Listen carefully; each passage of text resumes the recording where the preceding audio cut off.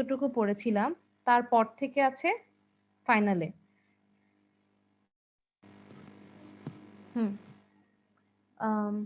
Mid পর্যন্ত কি কি পড়েছিলাম?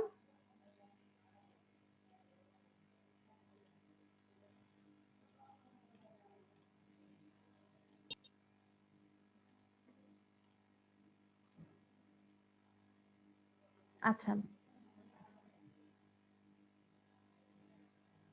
মিডের আগে সম্ভবত ছিল 24 পেজ। এখান পর্যন্ত পড়া ছিল 25 পেজ পর্যন্ত, ঠিক আছে। এরপরে আমরা যেটা পড়ছি, ফার্স্টে আমরা ওই যে সিনক্রোনাস জেনারেটরের প্যারামিটার গুলো হচ্ছে মেজার করার টেকনিক, দুইটা টেস্ট থাকে, open circuit test, short circuit test, OCC আর এসসিসি। তো এগুলো করে আমরা সিনক্রোনাস জেনারেটরের ইকুইভ্যালেন্ট সার্কিটের যে কয়টা প্যারামিটার আছে, রিঅ্যাকট্যান্স, রেজিস্ট্যান্স আর আইএফ আর ই এর মধ্যেকার সম্পর্ক, এগুলো আমরা দেখেছি। Open circuit curve, short circuit curve, এইসব থেকে এখানে সম্ভবত একটা ম্যাথও ছিল, যে একটা ম্যাথ আছে, এই ম্যাথটাও করলাম। করার পরে হচ্ছে একটা সিনক্রোনাস জেনারেটর যখন একা একা অপারেট করে তখন কি কি হয়। ফার্স্টে আমরা ধরে নিচ্ছি যে ধরা যাক সিনক্রোনাস জেনারেটরের প্রাইম মুভারের স্পিডটা ফিক্স থাকতেছে, কোনোভাবে সে ঘুরতেছে, মানে স্পিডটা চেঞ্জ হচ্ছে না। তখন যেটা হয়, যত বেশি আমরা পাওয়ার টানবো তত বেশি ও টার্মিনাল ভোল্টেজটা কমে যাবে। অর্থাৎ মনে করো একটা জেনারেটরের সাথে ডিরেক্টলি আমরা একটা বাসায় লোড লাগাই দিছি, এখন যত বেশি আমরা ফ্যান ট্যান অনেক বেশি সারা শুরু করব, তখন আস্তে আস্তে টার্মিনাল ভোল্টেজ, যেটা আমাদেরকে মনে করো 220 আরএমএস দেওয়ার কথা, সেটা আস্তে আস্তে আন্ডার ভোল্টেজ হয়ে যাচ্ছে, ভোল্টেজ কমে যাচ্ছে, যখন হচ্ছে ফিক্স থাকতেছে স্পিডটা। এরপর হচ্ছে আমরা দেখতেছি যে এই যে এটা ফেজর ডায়াগ্রাম দিয়ে দেখানো যে আস্তে আস্তে যে টার্মিনাল ভোল্টেজটা কমে যায়। তারপর ভোল্টেজ রেগুলেশনও দেখলাম এই সিস্টেমের জন্য। এখানে সবকিছু বলা আছে যে এই প্রবলেমটা আমরা কিভাবে সলভ করতে পারি। যখন টার্মিনাল ভোল্টেজ কমে যাবে তখন আমরা আস্তে করে আইএফ বা ফিল্ড কারেন্টটা বাড়ায় দিব। ফিল্ড কারেন্ট বেড়ে গেলে হচ্ছে ইন্টারনাল জেনারেটর ভোল্টেজ ইএ বেড়ে যাবে, ইএ বেড়ে গেলে তখন আস্তে আস্তে ভি5ও বেড়ে যাবে। আচ্ছা, এটারও একটা ম্যাথ ছিল। ম্যাথ থাকার পরে এরপর হচ্ছে লস টসের পরে এফিসিয়েন্সি, এটা অনেক বড় ম্যাথ, এই ম্যাথটা ভালো করে করতে হবে। তারপর হচ্ছে terminal characteristic of synchronous generator. এখন আমরা স্পিড গ্রুপটা নিব, যেটা হচ্ছে রিয়েল লাইফ, আর রিয়েল লাইফে আসলাম। যে যখন আসলে দেখা যায় যে একটা জেনারেটরের উপর যখন অনেক বেশি লোড পড়ে, তখন এর যে প্রাইম মুভারের স্পিড, ওই যে টর্ক, মানে যে টর্কে আসলে সে ঘুরতেছে, এটা তার জন্য টর্ক হয়ে আসে, মানে একটা অনেক বাধা কাজ করে, অনেক বেশি কারেন্ট আনতে হচ্ছে তো জেনারেটরটার, প্রাইম মুভারটা পারে না, আগের মতো ঘুরতে পারে না, আস্তে আস্তে স্লো হয়ে যায়। তো যেটা আমরা আসলে করি, এভাবে আমরা একটা জেনারেটরের কতটুকু পাওয়ার আউটপুট দিবে এটা সেট করি। এখানে দুটো জিনিস আসে, একটা হচ্ছে গভর্নিং সেট পয়েন্ট, আর একটা হচ্ছে যে ফিল্ড কারেন্ট। সেটা হচ্ছে গভর্নিং সেট পয়েন্ট দিয়ে আমরা ঠিক করি যে নো লোডে, যখন কোনোই লোড নাই সেই অবস্থায় এই প্রাইম মুভারটার স্পিড কত হবে, সেটা হচ্ছে no load speed. Governing set পয়েন্টের মাধ্যমে আমরা নো লোড স্পিডটাকে ফিক্স করি। তাহলে যত আমরা আস্তে আস্তে পাওয়ার টানবো, এটা আস্তে আস্তে কমতে থাকবে, পাওয়ারটা কমে কমে, মনে করো আমরা যেই 50 হার্টজের মতো যেই ফ্রিকোয়েন্সিতে ইকুইভ্যালেন্ট যেই রোটেশনে আমরা ঘোরাতে চাচ্ছি, সেই জায়গায় এসে থামলে যে পাওয়ারটা দিচ্ছে, এটা হচ্ছে ওর রেটেড পাওয়ার। মানে এই পাওয়ারটা দিলে তার ফ্রিকোয়েন্সিটা ভালো থাকে, একদম আমাদের অপটিমালটা হয়। এর থেকে বেশি পাওয়ার টেনে ফেললে ফ্রিকোয়েন্সিটা অনেক কমে যাবে, আবার এর চাইতে যদি আমি কম পাওয়ার টানি তাহলেও ক্ষতি, এর ফ্রিকোয়েন্সি বেড়ে যাবে, অর্থাৎ মানে খুব জোরে ঘুরবে, এটাও আমাদের দরকার না। আমাদের ফ্রিকোয়েন্সি ভালো থাকলে, যেটা আমাদের দরকার সেটা থাকলে ভালো। এটা হচ্ছে পাওয়ার ভার্সেস ফ্রিকোয়েন্সির কার্ভ। এই কার্ভটাকে যেহেতু সরলরেখা, একটা সরলরেখার সমীকরণও আছে, পি ইকুয়ালস টু এই স্লোপ অফ কার্ভ এটা into no load minus system frequency, এই সূত্র ফলে এখানে একটা ম্যাথটা থাকতে পারে, থেকে হচ্ছে যে এই ম্যাথটা। তারপর হচ্ছে তাহলে আমরা দেখতেছি যে একটা রিয়েল আর রিঅ্যাক্টিভ পাওয়ার নরমালি যদি একটা জেনারেটর থাকে, এটা ঠিক করে হচ্ছে লোড ডিমান্ড, মানে মানুষজন ডিমান্ড সাইড ঠিক করে যে আমি কতটুকু রিয়েল পাওয়ার চাই, কতটুকু রিঅ্যাক্টিভ পাওয়ার চাই, এটা হচ্ছে ডিমান্ড ঠিক করে। আর আমরা জেনারেটর সাইডে বসে আমরা কি করতে পারি, যে ফাইন ওইটুকু রিয়েল পাওয়ার যাচ্ছে, কিন্তু আমার তো ফ্রিকোয়েন্সিটাকেও ঠিক রাখতে হবে, তাহলে ওইটুকু রিয়েল পাওয়ারে যাতে আমার রেটেড ফ্রিকোয়েন্সি হয় সেরকম করে গভর্নিং সেট পয়েন্টের মাধ্যমে আমরা নো লোড ফ্রিকোয়েন্সি ঠিক করি, যাতে ফ্রিকোয়েন্সিটা কমতে কমতে যখন ওই যে ডিমান্ডটা ঠিক করছে সেই ডিমান্ডে যাতে আমাদের রেটেড ফ্রিকোয়েন্সিটা চলে আসে, অর্থাৎ 50 হার্জ বা 60 হার্জ যেটাই উচিত তার ইকুইভ্যালেন্ট স্পিডটা চলে আসে। অর্থাৎ আমরা গভর্নিং সেট পয়েন্টের মাধ্যমে নো লোড স্পিডটা ঠিক করি। আবার একই রকম ফিল্ড কারেন্ট দিয়ে আমরা টার্মিনাল ভোল্টেজটা ফিক্স করি, যাতে হচ্ছে যখন রিঅ্যাক্টিভ পাওয়ারটা আনা হবে টার্মিনাল ভোল্টেজ কমতে কমতে যাতে টার্মিনাল ভোল্টেজে চলে আসে।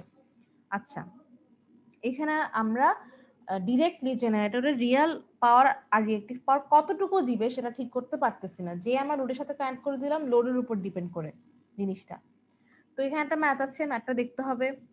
দেখার পরে এবার হচ্ছে আমরা প্যারালাল অপারেশন খুব একটা ইম্পর্টেন্সই দেখি নাই, এমনি জাস্ট প্যারালেলিং এর সূত্রগুলো বলেছিলাম। আর যেটা ইম্পর্টেন্সই দেখেছিলাম সেটা হচ্ছে operation of generator in parallel with large power system, অর্থাৎ গ্রিডে যখন দিয়ে দিব। ডিরেক্টলি আমরা একটা বাসা বাড়িতে কানেক্ট দেই নাই, গ্রিডে দিছি। এখন গ্রিড একটা হিউজ জিনিস, গ্রিডে কিছু পাওয়ার দিলেও যা কিছু পাওয়ার নিয়ে ফেললেও তা গ্রিডের ফ্রিকোয়েন্সি আর গ্রিডের ভোল্টেজে খুব একটা তারতম্য হয় না। অর্থাৎ এখন আমরা আর ফ্রিকোয়েন্সি আর টার্মিনাল ভোল্টেজ নিয়ে আমাদের মাথা ব্যথা নাই, এই দুটো ফিক্সই থাকবে। তাহলে আমরা কি ঠিক করতে পারবো? আমরা গভর্নিং সেট পয়েন্ট দিয়ে ঠিক করতে পারবো যে আমাদের জেনারেটরটা কতটুকু পাওয়ার সাপ্লাই দিবে। এখন আমরা এটা কন্ট্রোল করতে পারতেছি। একটু আগে যা ডিমান্ড হয় তাই, কিন্তু এখন তো আমাদের ডিরেক্ট ডিমান্ডের সাথে কানেকশন নেই, আমরা গ্রিডে পাওয়ার দিচ্ছি। তাহলে যদি আমরা গভর্নিং সেট পয়েন্ট দিয়ে এমন একটা পয়েন্ট সেট করব এই যে এভাবে, যাতে করে ও সবসময় নেমে গ্রিড ফ্রিকোয়েন্সিতে এসে যাবে, ওইটুকুতে অপারেট করবে। প্রাইম মুভারটা নিজেই আস্তে আস্তে এমনভাবে ঘুরবে যাতে করে গ্রিড ফ্রিকোয়েন্সির সাথে মিলাই ঘুরে। তাহলে ওই অবস্থায় যে পাওয়ারটা পাবো এটা সেই গ্রিডে ইনপুট দিচ্ছে। আমরা যদি বোকামি করে তার নিচ থেকে শুরু করি, তখন সে বরং গ্রিডের থেকে কিছু পাওয়ার নিয়ে গ্রিডের ফ্রিকোয়েন্সিতে ঘোরা শুরু করবে। আচ্ছা, এগুলার কোরেসপন্ডিং ভিডিও টিউটোরিয়ালস তোমাদের ইয়াতে আছে, লাস্ট মানে সব ক্লাসেরই আছে। তোমরা ওই প্লেলিস্টটা ফলো করলে জাস্ট কয়েক ঘন্টার ক্লাস, খুব একটা বেশিও হয় নাই। তো মানে তুমি যদি একদিনও টানা দেখতে পারো তোমাদের পুরো সিলেবাস কভার হয়ে যাবে।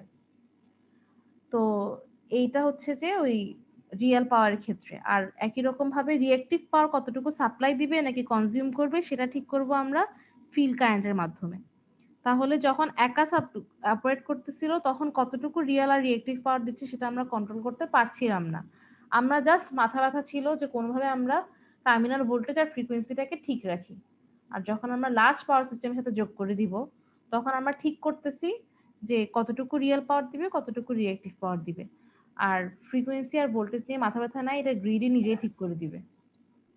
আচ্ছা, তারপর এটার পরে আমরা সিঙ্ক্রোনাস মোটর শুরু করে ফেলছি। সিঙ্ক্রোনাস মোটর শুরু করে ফেলার পরে এই যে 68 পেজ থেকে মোটর কি, মোটর কিভাবে ঘুরে, মোটর ইকুইভ্যালেন্ট সার্কিট, তারপর হচ্ছে মোটরের এই যে টর্কটা, তারপর ফেজর ডায়াগ্রামটা, তারপর হচ্ছে আজকে যেগুলো পড়লাম যে টর্ক চেঞ্জ করলে কি হয়, ফিল্ড কারেন্ট চেঞ্জ করলে কি হয়, আর সে কিভাবে সিঙ্ক্রোনাস কন্ডেন্সার বা পাওয়ার ফ্যাক্টর ইমপ্রুভমেন্টে কিভাবে করে।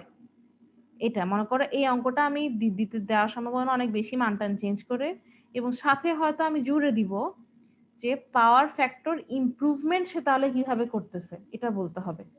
এটা এই ছবিটা দিয়ে সুন্দর করে বোঝানো সম্ভব। এই যে এখানে এখানে এটা বর্ণনা আছে, মোট কথা পড়ে ফেলিও। এই তো অঙ্কটা করবা, তারপর হচ্ছে সিলেবাস এইটুকুই, ঠিক আছে? এখন তোমাদের মধ্যে কেউ একজন এইটা যে বলতে পারবে সিঙ্ক্রোনাস মোটরটা কেন ঘুরতেছে? একটা মোটর তো একটা কিছু ঘুরে, মনে করো আমার মাথার উপরে ফ্যানটা একটা সিঙ্ক্রোনাস মোটর, কথা যদি এটা সিঙ্ক্রোনাস মোটর না, এটা ইন্ডাকশন মোটর, ধরো এটা সিঙ্ক্রোনাস মোটর। এখন আমি তোমাকে জাস্ট বলতেছি জিনিসটা কেমনে ঘুরতেছে, কেন ঘুরতেছে, এটা কে বলতে পারবা? যে বলতে পারবা তাকে আমি 20-এর মধ্যে 10-এ 10 দিব ফর ক্লাস ওয়ার্ক, আর বাকি 10 হয়তো অন্যান্য পারফরমেন্সের উপর।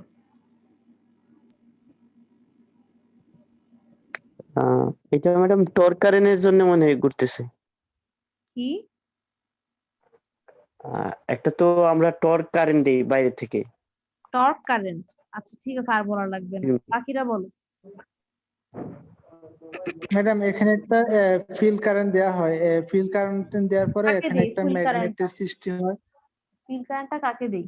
রোটরকে ও রোটরকে রোটরকে ম্যাডাম প্রাইমারি মুভওভারে প্রাইম মুভার প্রাইমারি জেনারেটরে থাকে, প্রাইম মুভার এখানে থাকতেছেই না। সুকেন বাদ দাও, থাক, বাকিদেরকে বলার সুযোগ দাও। আচ্ছা, রোটরে দিচ্ছি একটা ফিল্ড কারেন্ট। রোটরে ফিল্ড কারেন্ট দিলে কি হচ্ছে? এখানে একটা ম্যাগনেটিক ফিল্ড তৈরি হচ্ছে। তো ম্যাগনেটের কারণে আমার আর্মেচারের যে ম্যাগনেট সৃষ্টি হচ্ছে, তো আর্মেচারে কোথায় আর্মেচারের ম্যাগনেট সৃষ্টি হয়েছে? মানে আর্মেচারে তো একটা যখন সাপ্লাই দেওয়া হয় তখন আর্মেচারে একটা ম্যাগনেট সৃষ্টি হয়, আর রোটরে যখন আমি একটা ফিল্ড কারেন্ট দিই ওখানে আরেকটা ম্যাগনেট সৃষ্টি হয়। তো একটা ম্যাগনেট আরেকটা ম্যাগনেটকে মানে ধরতে চাই আর কি, আকর্ষণ করে। ও আকর্ষণের বলের কারণে হচ্ছে রোটরটা ঘুরে।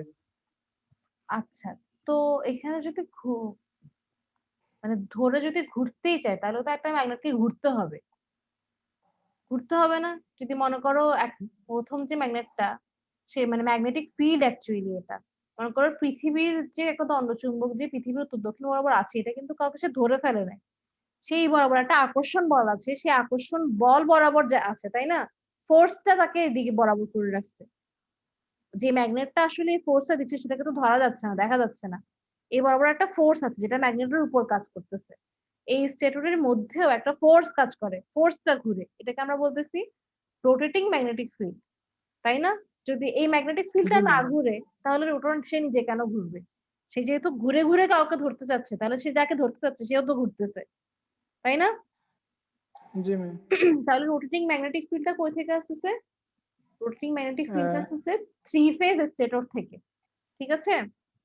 জি ম্যাম। দাঁড়াও,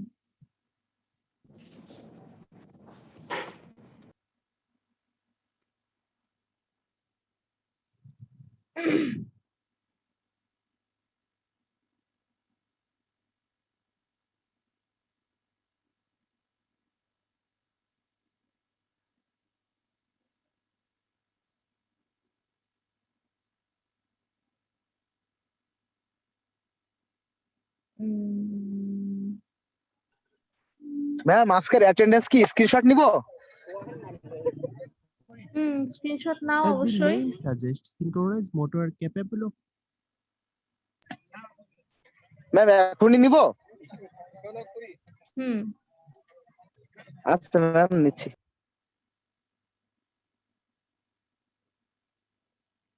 তুমি যখন পার্টিসিপেন্ট সবসময় বেশি থাকবে, সবচেয়ে বেশি ওই অবস্থায় নিয়ে নিবা। যেমন একটা সময় মনে হয় 24 না 25 জনও ছিল, তখন নিয়ে নিলে ভালো হতো।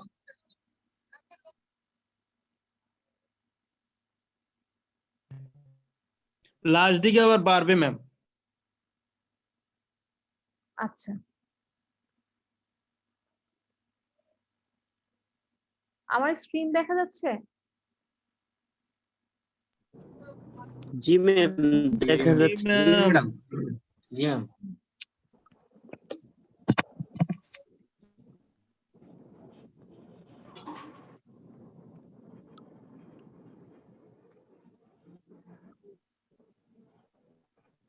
আচ্ছা, এটা আমরা একটু দেখি।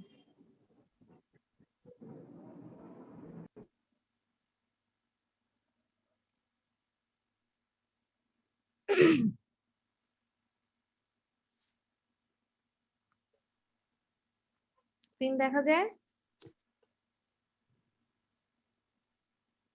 জি ম্যাডাম। এরকম করে মনে করো একটা মোটর আসবে, ঠিক আছে?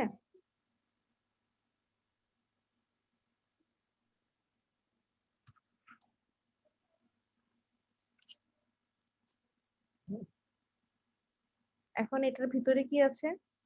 এটার ভিতরে খেয়াল করে দেখো, এটার ভিতরে আছে এই যে কয়েলগুলো দেখতেছো না, এটা হচ্ছে স্টেটর কয়েল। স্টেটরে স্ট্যাটিক থাকে, সে ঘুরে না, ঠিক আছে? এখানে সর্বনিম্ন 3টা থাকতেই পারে, সর্বনিম্ন 3টা, একটা ফর এ, একটা হচ্ছে বি, আর একটা হচ্ছে সি।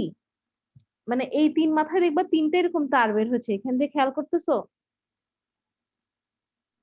এখান দিয়ে একটা দেখো রেড, একটা হচ্ছে ইয়েলো, আর একটা হচ্ছে ব্লু। এই তিনটা তারই এই পাশে এসে জি তারের ম্যাডাম, জি মধ্যে পেঁচায় দিচ্ছি। জি এখানে কমসে কম 3টে এরকম প্যাচ থাকবে, কুণ্ডলী থাকবে। আরো বেশিও দেওয়া যায়। বেশি দেওয়া মানে কিন্তু ফেজ বেড়ে যায় না। মানে একটা ফেজ দিয়ে আমি 2টা কুণ্ডলী বানালাম বা 3টা কুণ্ডলী বানালাম। এটা করলে সুবিধা কি? এটা করলে স্পিড বেশি পাওয়া যায়। কাছাকাছি হওয়াতে স্পিড বাড়ে। তো সেটা পরের ব্যাপার, পোল বাড়লে স্পিড বাড়ে। মানে মেইনলি আমরা এখানে কুণ্ডলী পেঁচাচ্ছি 3টা ফেজে। আচ্ছা পেঁচালাম, এই 3টা তার বের হবে জাস্ট। ও 3টা ফেজ আসবে আর বাকি মনে করো বাকি এক মাথা ওদের 3টা যোগ করে নিউট্রালে দিয়ে দিচ্ছি।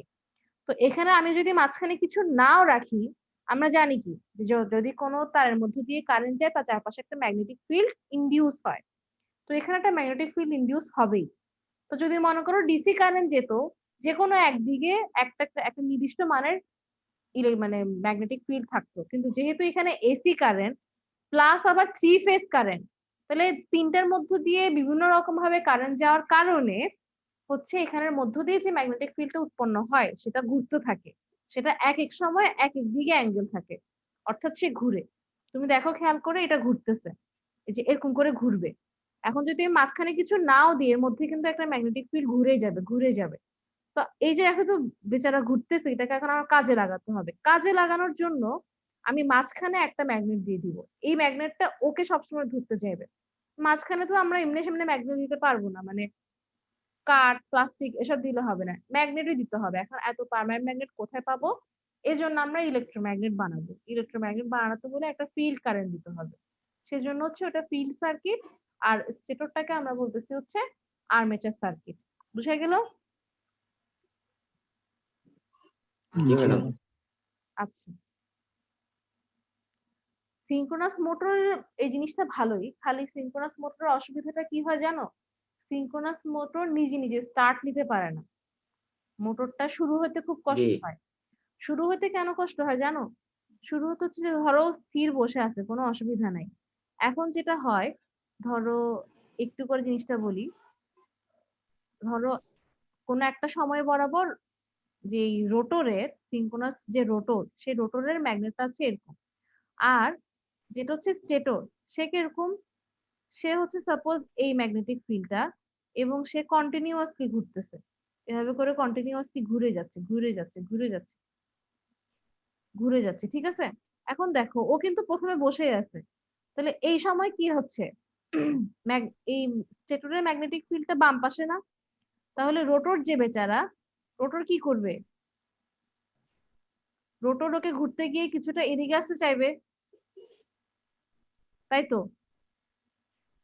নাকি না? জি ম্যাম। কিন্তু ও যত এদিকে এসে পারে নাই, মাত্র তো বসে আছে স্থির। এই অবস্থায় কি করলো? এই অবস্থাতেই ও ঘুরে আবার এখানে চলে আসলো। এখন যেটা হবে, ওকে যদি ধরতে হয় তাহলে ও আবার একটু এদিকে যেতে চাইবে। মানে যেটা হচ্ছে ও দ্বিধায় পড়ে যাবে বেচারা। মানে ও এইদিকে যেয়ে পারে নাই, এই স্টেটরের ম্যাগনেটিক ফিল্ডটা চলে আসছে ঘুরে এই পাশে। এজন্য ও জায়গায় খালি কাঁপাকাঁপি করবে, একবার এদিকে যেতে চাইবে একবার এদিকে একবার এদিকে একবার এদিকে, মানে ও তো সম্পূর্ণ ধরে পারে নাই, তার আগে ঘুরে দিকে চলে আসছে। এজন্য সে আবার দিকে চলে আসছে, তখন আবার ঘুরে দিকে চলে গেছে। এটাকে বলে জল্টিং। এটা মানে এটা খুব জোরে সিনক্রোনাস মোটরে মানে কাঁপতে থাকে পুরো মোটরটা, কারণ মোটরটা কি করবে বুঝতে পারতেছে না। এই জন্য সিনক্রোনাস মোটর নিজে নিজে স্টার্ট হতে পারে না। বুঝছো? ম্যাম, এটা কি বায়াসিং করতে হয়? বায়াসিং করতে হয় না, বায়াসিং তো আলাদা জিনিস। বায়াসিং তো ইলেকট্রনিক্স এর জিনিসপত্র, ফরওয়ার্ড বায়াস রিভার্স বায়াস এটা আলাদা। ম্যাম, ম্যাম আর একটা জিনিস আছে, যখন একটা ব্যাটারি ঠিকভাবে পাওয়ার না দেয়, তখন আমরা অন্য আর একটা ব্যাটারি দিয়া যখন পাওয়ার দেয় তখন কিন্তু সে কাজ করে। এমন হয় অনেক অনেক সময়, যেমন মোবাইলের ব্যাটারি একবার শর্ট হয়ে গেলে সে কাজ করে না। যখন আরেকটা সেম ভোল্টের ব্যাটারি তারা কানেক্ট করা হয় তখন কিন্তু সে কাজ করে, আবার আর কি পূর্বের অবস্থা ফিরে আসে। হ্যাঁ, তা তো আসবে, ওটা তো অন্য জিনিস, ওটার সাথে এখানে কেন বলতেছো? এখানে এখানে সব ব্যাটারি বলো বা যাই বলো না কেন, এখানে তো ফিল্ড কারেন্টের একটা ব্যাটারি দিয়ে বলতেছো। ওই ব্যাটারি মনে করো ঠিকই আছে, কোনো অসুবিধা নাই। এটা সব জি ম্যাম। পারফেক্টলি ভালো সিনক্রোনাস মোটরই শুরু হতে পারে না নিজে নিজে, কারণ ও, এই বুঝতে সমস্যাটা পারছি, হয়। ঠিক আছে। সব ঠিক আছে মানে ম্যাম। এখানে কিন্তু কোনো সমস্যা নাই, সমস্যা ছাড়াই সিনক্রোনাস মোটর নিজে নিজে কাজ করতে পারে না, নিজে নিজে স্টার্ট হতে পারে না। একবার ছেড়ে দিলে কোনো ক্ষতি নাই, একবার ছেড়ে দিলে ও সবসময় ওর খুব কাছে চলে যায়, এবং ও যদি মানে ওকে তো ধরে ফেলছে, ওর স্পিড তো অনেক বেশি। জি ম্যাম। যখন সে বসে আছে ওই সময় ধরতে ধরতে চলে আসছে স্যার, যখন সে অলরেডি ঘোরার মধ্যে আছে তখন তো যেদিকে যাচ্ছে সেদিকে সেও যাচ্ছে, মানে ওকে ছেড়ে জি উল্টার ম্যাম। দিকে চলে আসার কোনো সমস্যা নাই। এই জন্য যেটা করা হয় সিনক্রোনাস মোটরকে শুরুতে যেটা করা হয় যে ওর নিজস্ব কোনো ইলেকট্রিক ফিল্ডই দেওয়া হয় না, মানে ম্যাগনেটিক ফিল্ড। ও জাস্ট নর্মালি একটা স্টিলের মতো থাকে, নর্মালি একটা জাস্ট স্টিল। তো এই ক্ষেত্রে যেটা হয় চারপাশে একটা ম্যাগনেটিক ফিল্ড আছে এবং ও একটা কুণ্ডলী একা বসে আছে। তো প্রথমে যেটা জেনারেটর আছে না, জেনারেটরের মতো ওর মধ্যে প্রথমে একটা ভোল্টেজ ইনডিউস হয়, মানে মানে অ্যাকচুয়ালি শুরুতেও ইন্ডাকশন মোটরের মতো কাজ করে। ইন্ডাকশন মোটরে যেটা হয়, ইন্ডাকশন মোটরের পার্থক্য একটাই, ফিল্ড সার্কিটটা দেওয়া হয় না। এই যে ইলেকট্রোম্যাগনেট বানাতে হবে, সেই ইলেকট্রোম্যাগনেট বানানোর যে ইলেকট্রিসিটি এটা ইন্ডাকশনের মাধ্যমে আসে, মানে এখানে একটু জেনারেটরের মতো কাজ হয়। আগে ভোল্টেজটা উৎপন্ন হয় রোটরে, সেই ভোল্টেজ দিয়ে কারেন্ট যায়, সেই ভোল্টেজ দিয়ে কারেন্ট যাওয়ার পরে সেই ইলেকট্রোম্যাগনেটে রূপান্তরিত হওয়ার পরে ঘুরে। এই জন্য ইন্ডাকশন মোটর কখনো সম্পূর্ণ সিনক্রোনাস মোটরে ঘুরে না, ও রয়েস হয়ে আস্তে আস্তে ঘুরে, কারণ ও বেচারা তো ডিপেন্ডেন্ট ঘুরার উপর, নাইলে ওর নিজস্ব কোনো ফিল্ড সার্কিট নাই। তো ও শুরুতে ইন্ডাকশন মোটরের মতো আস্তে আস্তে চালু করা হয়, আস্তে আস্তে চালু করে আস্তে আস্তে যখন ও ক্যাচ করে ফেলে তখন আমরা ফিল্ড সার্কিটটা দিয়ে দিই, তারপর সে সিনক্রোনাস মোটর হয়ে যায়। জাস্ট এটাই জেনে রাখো, কারণ এটা পরের টপিকটা ছিল, যদি আমি পড়াই নাই। সিনক্রোনাস মোটর নিজে নিজে স্টার্ট হতে পারে না, এটাকে ইন্ডাকশন অ্যাকশনে চালু করা হয়। এই জন্য যে কাজটা করা হয়, একটা স্পেশাল আরেকটা ওয়াইন্ডিং দিতে হয়, ওইটাকে বলে অ্যামর্টিজর উইন্ডিং। এই যে এখানে যে লোহার জিনিসটা দেখতেছো, এটা হচ্ছে অ্যামর্টিজর উইন্ডিং। আর মাঝখানে যে কপারের তার দেখতেছো, সেটা হচ্ছে অরিজিনাল সিনক্রোনাস মোটরের রোটর। ওটার মধ্যে দিয়ে যে এখানে তুমি বলতে পারো এতগুলা কেন, গোল গোল করে এতগুলা কেন, জাস্ট পোল বাড়ানো হয়েছে। পোল বাড়ালে ওকে ভালো, মানে ওর স্পিডটা বাড়ে, সিনক্রোনাস মোটরের মানে ওর সাথে ম্যাচ হয় আর কি, সিনক্রোনাস স্পিডটাই বেড়ে যায়। আচ্ছা, তো ভালো কথা যেটা বলতেছিলাম, যে পুরোটা হচ্ছে যে মোটরের মধ্যে স্টেটর ছিল, স্টেটরের মধ্যে কারেন্টের কারণে রোটেটিং ম্যাগনেটিক ফিল্ড ক্রিয়েট হচ্ছে। রোটেটিং ম্যাগনেটিক ফিল্ড ক্রিয়েট হওয়ার পরে আমরা মাঝখানে একটা এই যে দেখো, এই যে কারেন্ট ঢুকানোর জন্য দেখো দুইটা তার বের হয়েছে, দুইটা তার বের হওয়ার পরে আমরা এখানে ব্যাটারি দিয়ে দিব। ব্যাটারি দিলে এখন ও চারপাশে ম্যাগনেটিক ফিল্ডটা ঘুরতেছে, এখন এও সুন্দর মতো ঘোরার চেষ্টা করবে, ওকে ওকে ধরার চেষ্টা করবে এবং ঘুরতে থাকবে।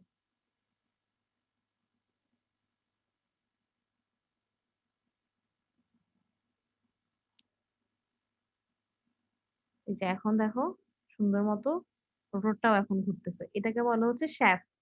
এটা তো আর ভেসে থাকতে পারবে না, এই রিংটার চারপাশে ঘুরতেছে আর কি। তারপর কি আছে এখানে,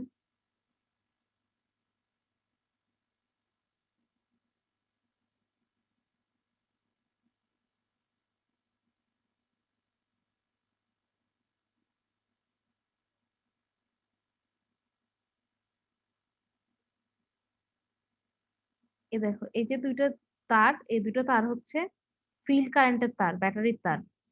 এখান দিয়ে ঢুকে প্রত্যেকটা তারের মধ্যে দিয়ে প্যাচ খেয়ে খেয়ে শেষে আবার বের হয়ে যায়।